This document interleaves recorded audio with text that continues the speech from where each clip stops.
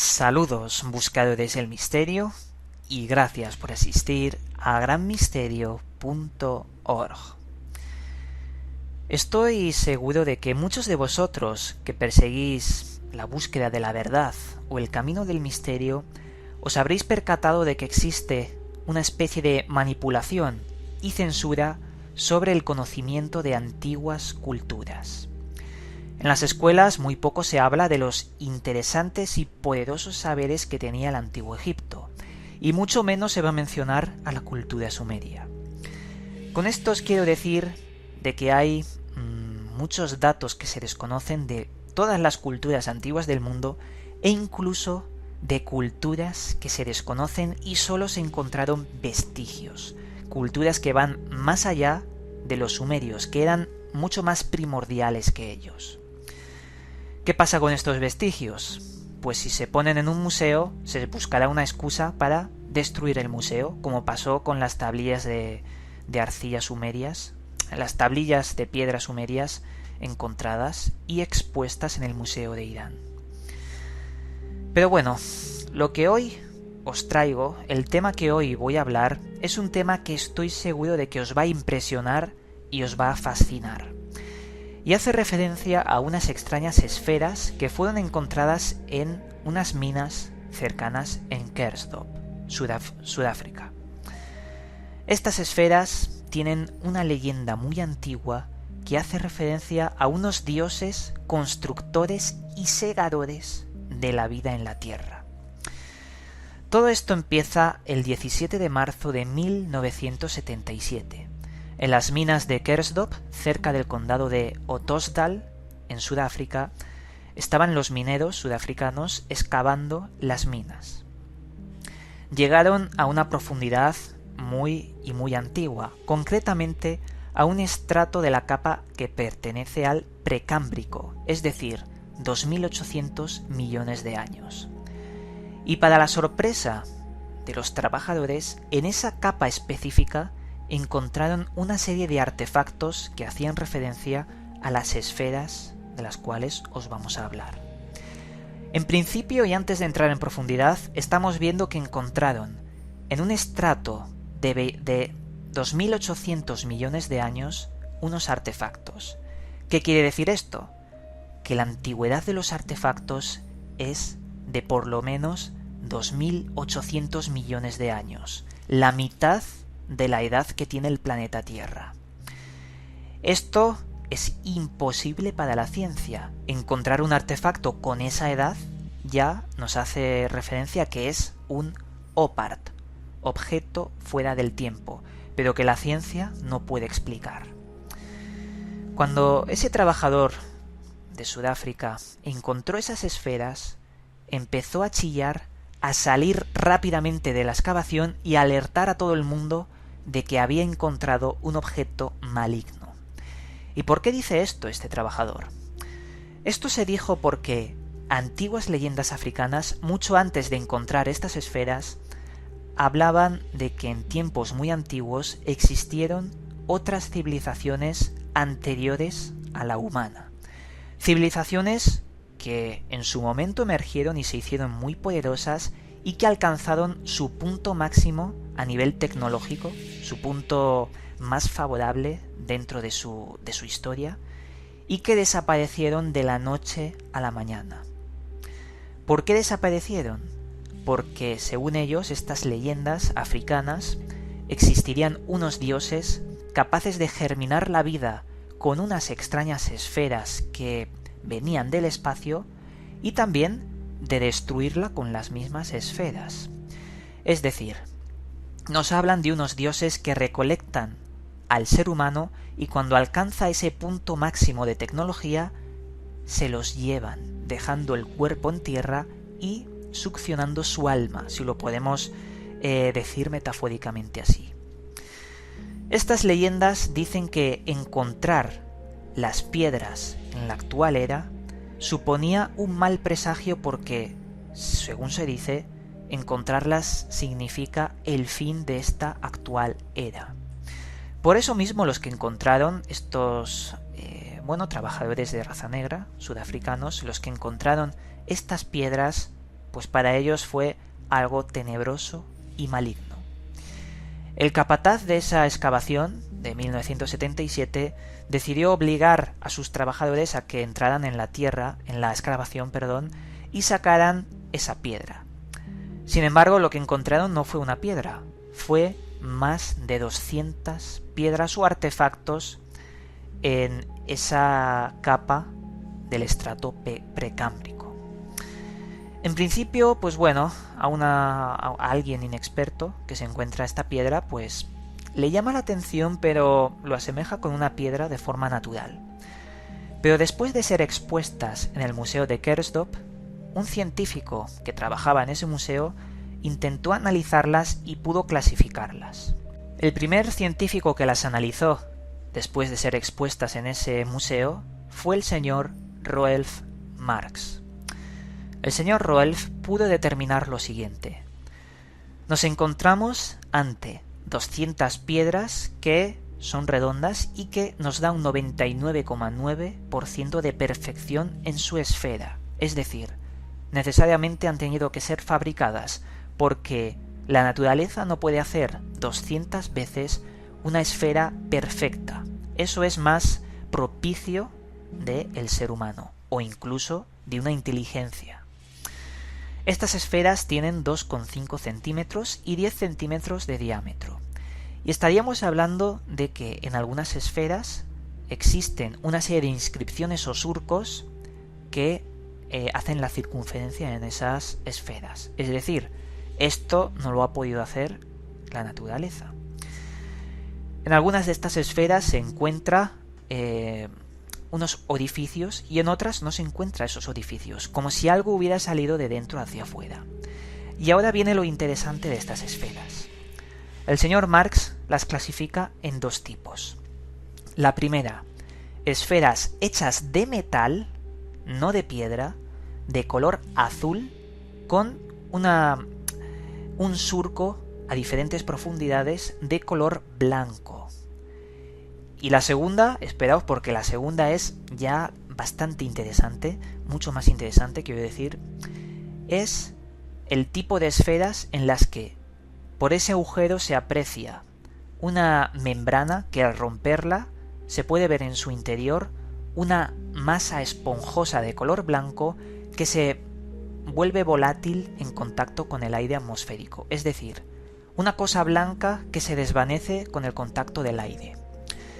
Estas cosas que han resistido más de 2.800 millones de años, que son abiertas o manipuladas por el ser humano y que les sale una serie de sustancias blancas que se evaporan, me parece algo sumamente extraño, por decir poco. Y hay que decir que esto, hecho por la naturaleza, pues como que no. Actualmente estas esferas siguen siendo mostradas en el Museo de Kersdorp y algunas de ellas mantienen esa sustancia blanca, volátil con el aire, para posteriores estudios. Es algo que les llama también mucho la atención, pero que no trasciende porque llegan a un punto muerto, a un punto donde no se sabe qué es, no hay estudios y si se realizan los estudios se pierde esa sustancia blanca. Pero lo interesante viene cuando se descubre que estas esferas no fueron las primeras encontradas.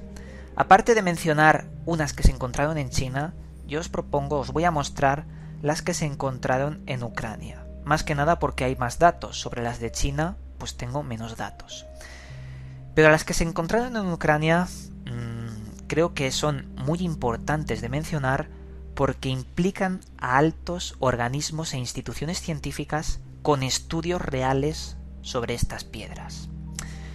Veréis, en el año 75, 2 años antes del descubrimiento de las esferas de Kersdorp, en Ucrania, cerca de las minas de arcilla de Sigurd, un trabajador de esas minas de arcilla se encontró en una capa de estratos pertenecientes a 10 millones de años, un tiempo mucho menor, pero caramba, muy importante, porque hace 10 millones de años tampoco existía la humanidad, supuestamente.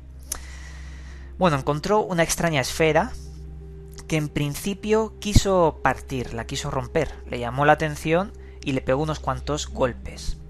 Esta esfera se resquebrajó y pudo ver en su interior un cristal de color morado. Empezó a darle más golpes para ver si podía sacar el cristal, pero esa esfera, por más golpes que se le daba, no se rompía. El trabajador se cansó de ese juguetito que se había encontrado y lo que hizo fue pues regalárselo a su hijo. Al llegar a casa después de la cantera, pues se lo dio a su hijo y este niño pues jugó con esa piedrecita. ¿Qué es lo que pasó? Pues que se la llevó al colegio y uno de sus profesores le preguntó: ¿qué es esa piedra que llevas contigo? Le llamó la atención porque las imágenes que tendréis ahora mismo por pantalla nos hablan de un artefacto un tanto extraño y siniestro a verlo a primera vista. Lo que hizo el profesor fue pedirle amablemente al niño que le prestara la piedra porque le llamó tanto la atención que decidió mostrársela a uno de los científicos más importantes de toda la Unión Soviética de por aquel entonces, el llamado Boris Nikolayevich Naumenko, un miembro del Instituto de Ciencias Rusas sobre Física de la Tierra. Boris Naumenko lo que hizo fue realizar un informe preliminar sobre el extraño artefacto, y mediante el pretexto de que el profesor le dijo de que había sido encontrado en una cantera dentro de un estrato de más de 10 millones de años, decidió pasar a mayores y mandarlo a la máxima autoridad sobre física de aquel entonces, el Instituto de Física de Moscú, donde se encontraban dos grandes científicos de renombre que realizaron el informe oficial sobre este extraño aparato. Y lo que encontraron dentro de esta esfera fue algo tremendamente tenebroso e importante. Veréis, estos dos científicos de renombre pertenecen al Dr. Menkov y Valentín Fomenko. Lo que hicieron fue hacer un análisis preliminar también y después un análisis exhaustivo sobre el interior de esta esfera. El análisis preliminar decía lo siguiente: estamos ante una esfera que no es redonda, al contrario de las esferas de Kersdorp. Es una esfera que tiene una forma ovoide que no es apreciable a simple vista, sino al medirlo nos da una forma ovoide. Esta esfera tiene un eje de simetría del 8,75, un diámetro perpendicular de 8,45 y su peso es de 617,22 gramos y además de una densidad mucho menor que la del cristal o de la obsidiana.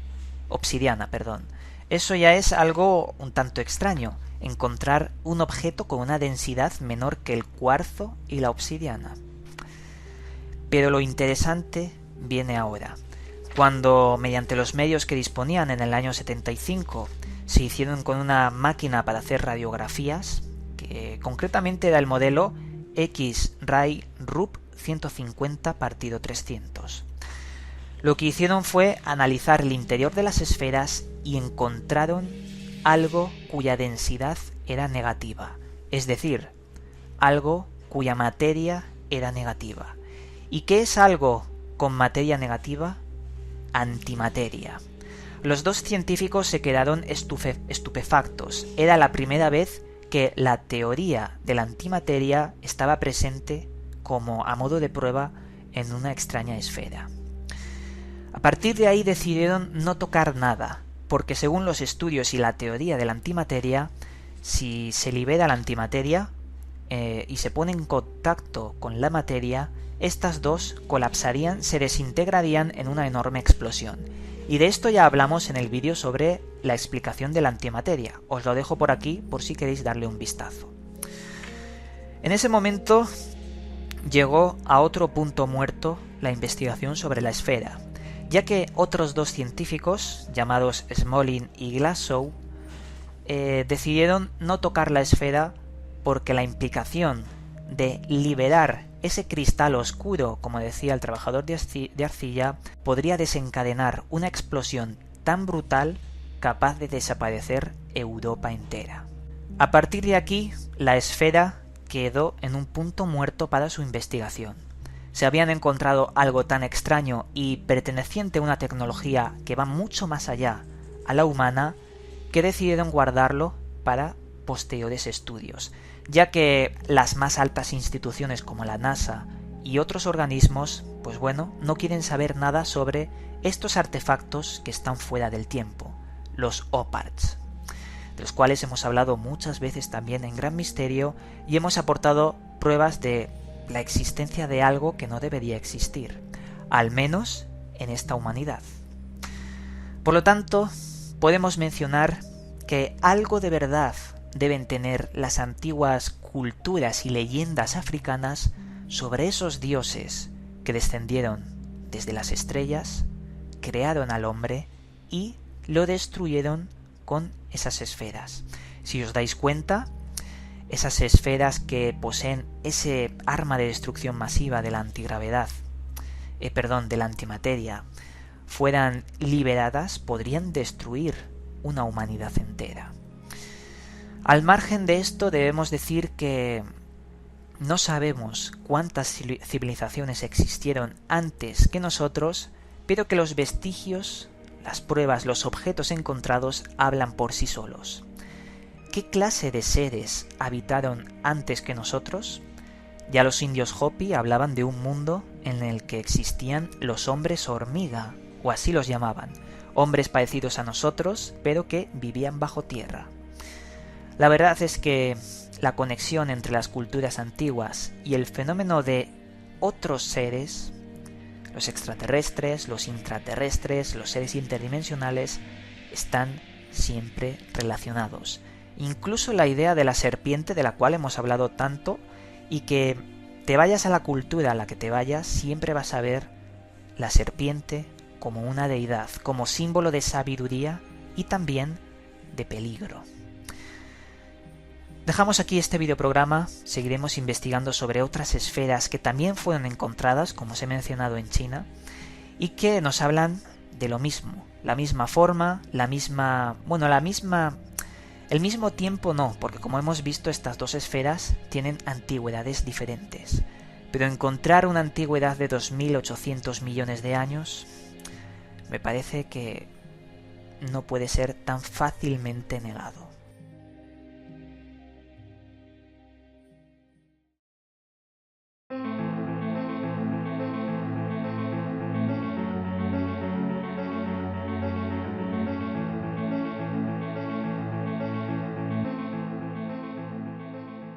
Esta vez, en la sección Libros recomendados, os traigo un libro que no es del misterio, o quizás sí, pero que se sale un poco de la temática de lo que suelo recomendar. Se llama Desarrolla una mente prodigiosa, escrito por Ramón Campayo. Ramón Campayo se ha considerado uno de los grandes pensadores, una de las personas más inteligentes del planeta. Se le ha asociado mucho a Einstein, a Stephen Hawking, pero a lo español. La verdad es que este hombre, en este libro, ha conseguido algo que muchos otros libros de la misma temática no ha podido conseguir.